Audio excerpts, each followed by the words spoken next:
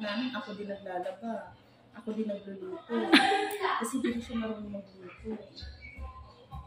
Samantalang noong panahon, Ay, grabe. bata pa lang marunong ng magsaing. Parang dati, no? Parang, ano na sila, alam na yung mga kahit na simpleng gawain bahay.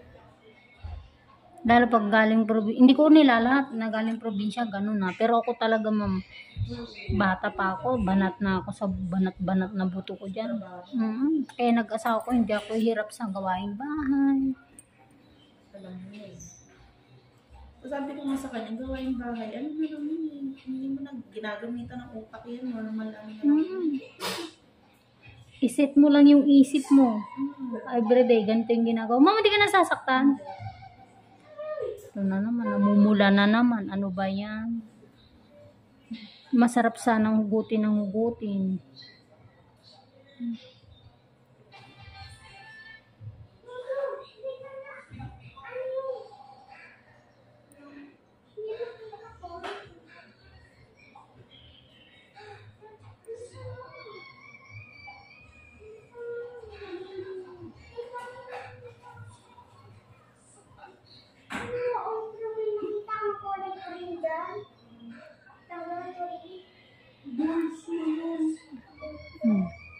Laglag na.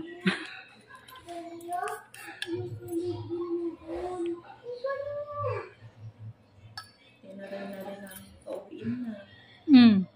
Wala, nakatambay dun sa may gitna. Iniyanan pang sa mga kapitbahay. Hala. At ano siya doon. Tapos naiyak. Hala.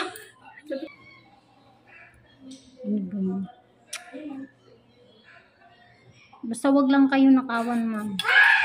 Yun lang yun.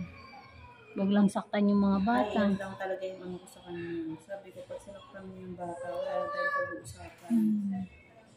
Sabi ko, yung mga ano mo, napagtsatsagaan yung mga katamaran mo. Totoo. Pero yung ano, ay, yun talaga. Mga anak ko pa naman mababait. Tsaka maliliit pa. Kawawa naman. Ako mapagalitan lang yung anak kong lalaki. Samang-sama na loob ko Kung hindi ako yung magagalit Ilan ba? 3, madam. Ayun, malaki yan. Maaga po akong nag-asawa. Nagkaanak. May 8. Yung panganay ko, mag-grade 7 nitong pasukan.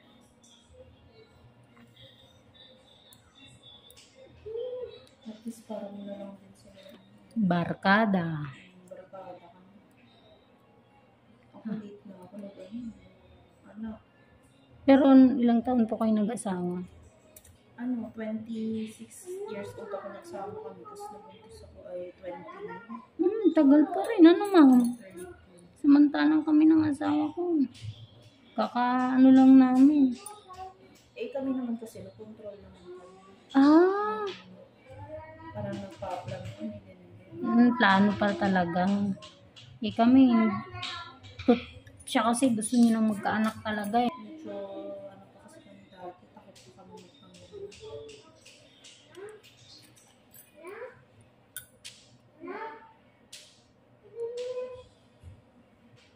Intindi nito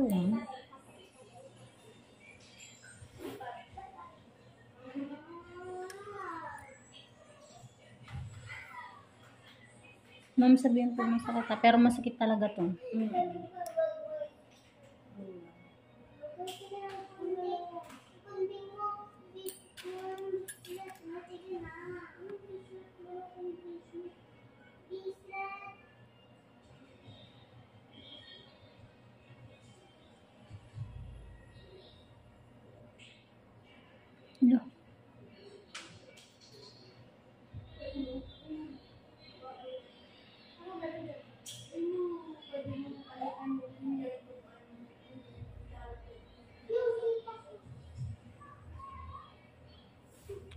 Ate, anak, tignan mo nga yung winawashing ni lola mo doon kung nakaset yun ng 1 oras mahigit. Baka mamay 2 hours na naman ang set mo. Ay, kumakain ka po? Okay na. Hindi ka nasasaktan, ma'am. Hindi.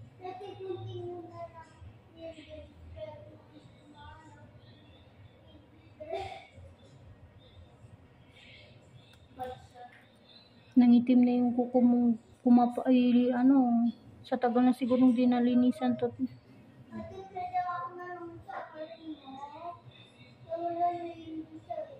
Hmm.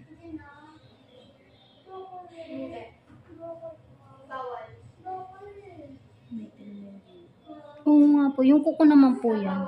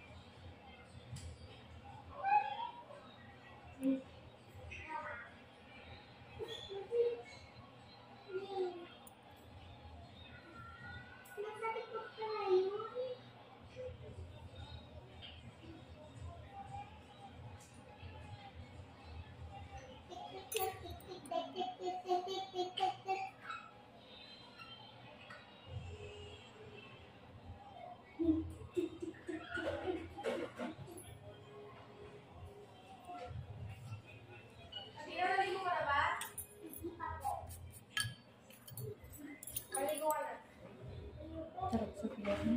Hmm.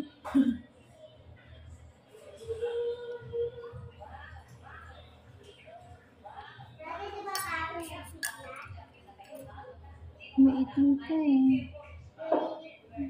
Babawasan ko pa to, ma'am. Ito. Ano ba pakiramdam mo? Masakit na? O ano? Medyo masakit na yung Ito. Baka dudugo to, mama. Sakit? Kaya po? Sige po.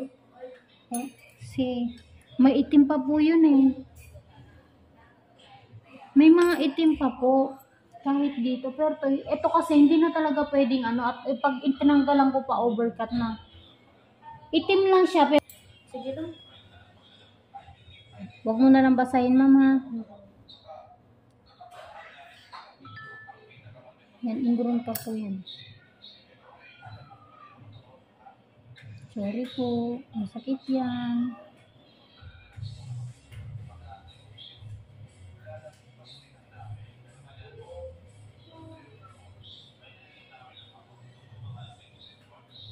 Balagtot ko na.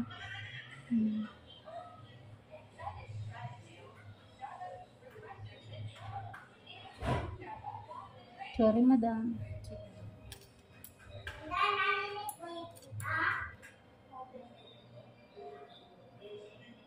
Bumalik. Parang may matigas. Meron pa pong ingrown talaga, ma'am. Ano mo na yung sigaw niya? Alisin? Alis ka dyan Musa, tsaka ipaalisin niya. Nang masigawan siya. Akala ko yung chicken. Ipamatay natin, nagugutom Sasakit na po ako. yan, ma'am, ha. Wag niyo pong babdal, no. Wala na rin yung ganyan. Hindi ka maubusan ng kakwentuhan. Naku, ma'am. Mapapagod ka. Kasi sige lang siyang ngaw-ngaw ng ngaw-ngaw. Ang ganda.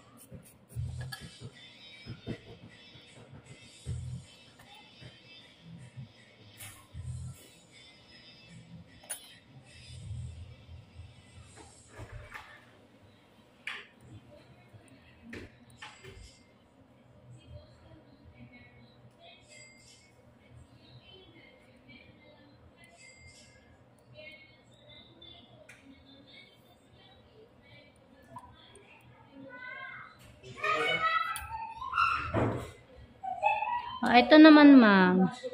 Ito ay laman naman. Nung pinaghila ko yung dry skin, umapaw siya. Yan po hindi na pwedeng tanggalan kasi manipis na yan. Ay, basura na pala ngayon na. Magpayong ka po.